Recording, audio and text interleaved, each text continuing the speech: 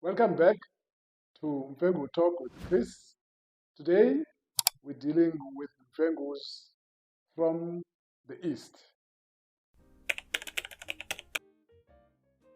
In the written history of Ngunis and Bantu people's migration from the north, there's very little mention of Mfengus. The first written pointers of the origin of the Mfengus is around 18th century. One doubts if they really came into being then.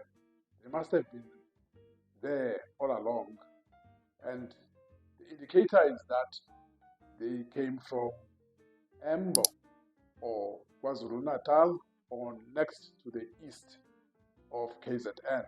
There is a river called Embo in Kenya, which is about 5,000 kilometers from South Africa. It's spelled E-M-B-O-O. As to whether when historians refer to Embo, are they referring to the river or another place in KZN, the jury is still out on that.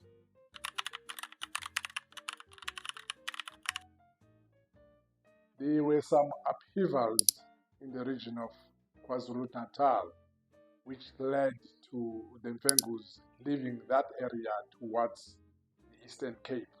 The upheavals are blamed to the construction of the KwaZulu-Natal nation, the slave trade from Delagoa Bay, and Mfecane, the cattle killing, which Nonause professed during her time. Of significance in this whole thing is that the Mfengus did not kill their cattle during the cattle killing of Nonause. Instead, they are reported to have bought cattle from the Xhosas whilst the Xhosas were killing them.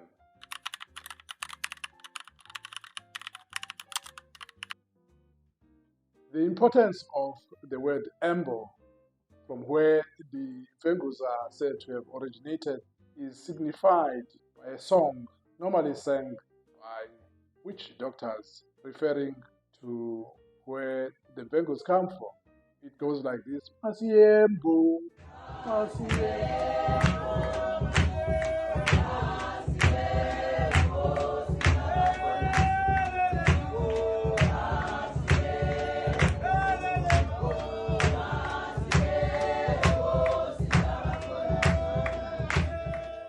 It's a place of origin. It's a place of heritage. It's a place of ancestral belonging. It's a place of respect. And when they sing, one can simply realize how important the place of origin is.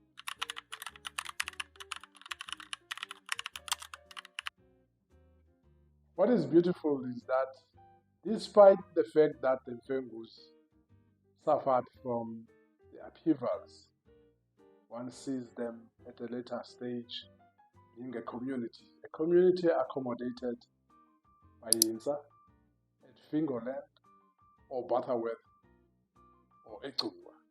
Obviously, they had neighbors there, and then you see them taken by Reverend Elif to Pedi or Engosho, where they are reported to have gone under the milk tree and Kwashin took vows. Those vows being respect to the king or the queen, educate their children, accept Christianity, and they are seen to live with that throughout the journey to the west.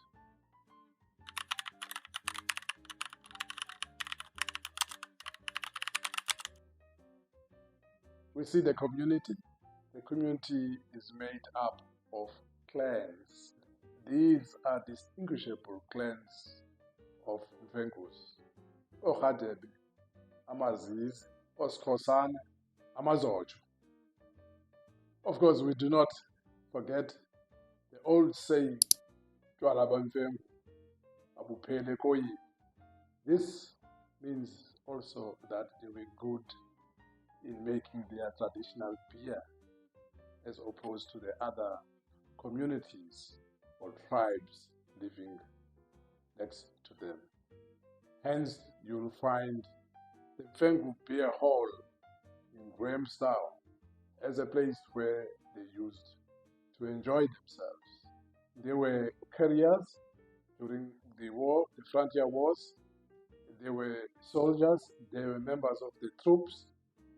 They were also in government positions as clerks, another item coming from their acceptance of Christianity and education.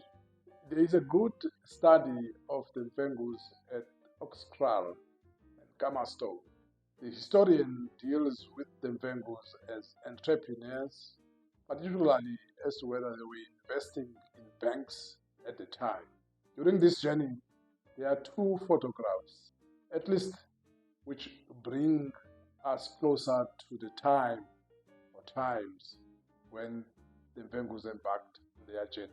One is that of Feldman Bikicha, with his attire as a Mfengu troopy or soldier, and all what it went at the time to be a soldier.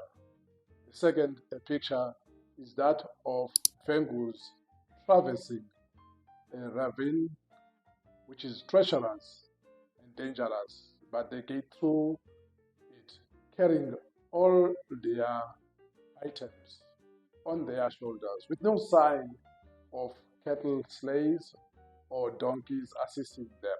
It's a determination of a community leaving the upheavals behind and looking for prosperity in the future. In our next video, the Mfengus arrive at Tsitsikamma. Thank you for watching. I hope you enjoyed it and learned something or two. As always, please subscribe, like, and share. See you next time.